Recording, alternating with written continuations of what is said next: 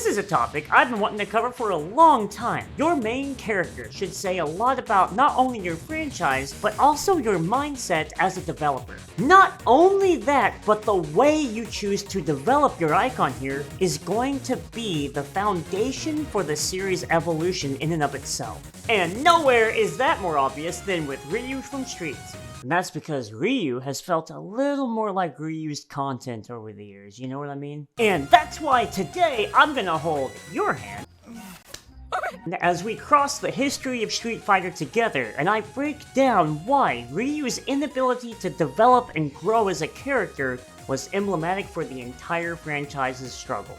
And it wasn't until Capcom finally let Ryu grow up that the OG fighting franchise could finally be #1 again. Now let's bow in and start the match. It's the battle of the century! Fight!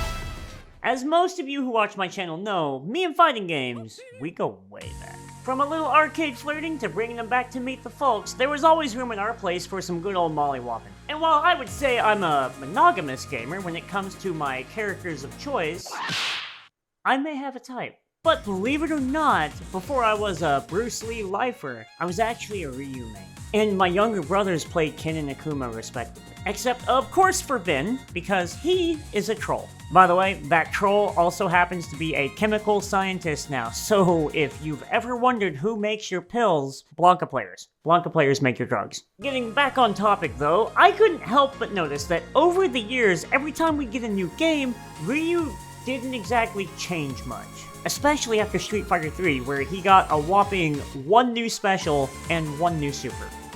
Yes, in the Alpha series, he got the fake Hadoken, which, you know, by the way, Capcom, as the Hadoken specialist, Ryu should probably always have that move. But Ryu's success in the new games would always come down to the universal changes and not exactly the character itself getting more diverse. A great example of this would be Street Fighter 4. I am not about to hit you with any hot takes or contrarian opinions about this game. This shit slaps, dude.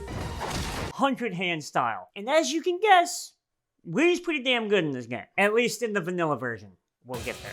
You see, because of how this game's mechanics worked, you could essentially build your own combos if you had enough execution or time. So even though they took away Ryu's donkey kick and the fake fireball, for some reason, he could still mix his attacks together in some genuinely cool looking ways. Now all the crazy shit that Ken and Akuma could always do, Ryu can. Matter of fact, almost every single character in that game had some sauce, and there's a reason that it was so critically acclaimed that it nearly revived the entire genre by itself. You know, I've only got one question to ask. Capcom, why do you like to take away options? So in Street Fighter 4, Ryu lost not only the new Denjin Super, but also the Donkey Kick special from Street Fighter 3, and instead they're given to his teacher, Goken. Before you even start, I'm well aware that Street Fighter 4 canonically takes place before Street Fighter 3, but I have a better point to make. Why couldn't they both have them? We got 7 motherfuckers throwing Hadokens in this game, and 5 of them used the exact same animation. You mean to tell me that we couldn't double up on a donkey kick? Oh no, of course not, because we had to give all the cool shit to Ryu. So, I both love and hate this character for the exact same reason. He plays super fucking cool. Bro, the E doesn't just stand for evil because those hands are for everyone. The problem with all of this is that after this entry, it all should have been blended into the base Ryu kit. Having steez don't make you evil, but it does make you sick. So the choice of making Evil Ryu his own distinct character instead of an expansion on the original does 2 things. For one thing, it makes a literal competitive divide in a game about competition, because genuinely, why wouldn't you pick the version with more options? And the other thing is that it makes one version of this character feel inherently more complete. I've seen a lot of people go to bat for Capcom on this choice by saying that Ryu is meant to be a fundamentals character. My biggest problem with that idea though, fundamentals apply to every character. Just ask yourself, what are fundamentals in a fighting game? Footsies? Spacing? A fireball? An anti-fireball invincible wake-up reversal move? Both Evil Ryu and Adam Ryu have access to all of those fundamental options. but only one of these characters can go grape shit on your ass and stomp you the fuck out. All you had to do was just make all of these particle, evil-y, purpley effects blue, and boom, now Ryu feels like a character who's not only getting stronger, but also making progress in the story. He literally shoots a Hadouken into the sky in one of his cutscenes, but we still can't do that in gameplay. Why? Even if Street Fighter 4 felt more like a reset to get things back on track, it still felt like he was making progress, right? As well as the rest of the franchise as a whole.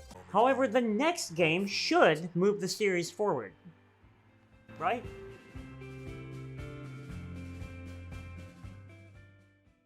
Okay, we're at Street Fighter 5 now, and because the systems of the game are less expressive, so too is Ryu.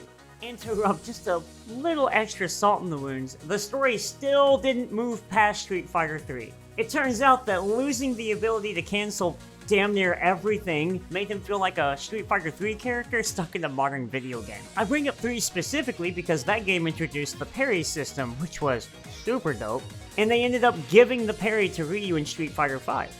Only issue was, if parrying was a hard read before, now it's like reading a hate comment in another language. I mean, you could do that, but I'd probably just block it. To be fair, they eventually did give Ryu his sidekick back, since I guess they just decided they weren't gonna bring back Gouken, or Fei Long for that matter.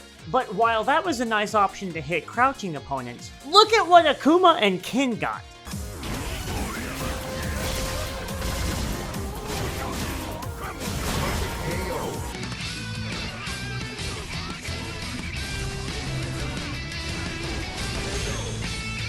Bro, how do you design this and even pretend that you had balance in mind?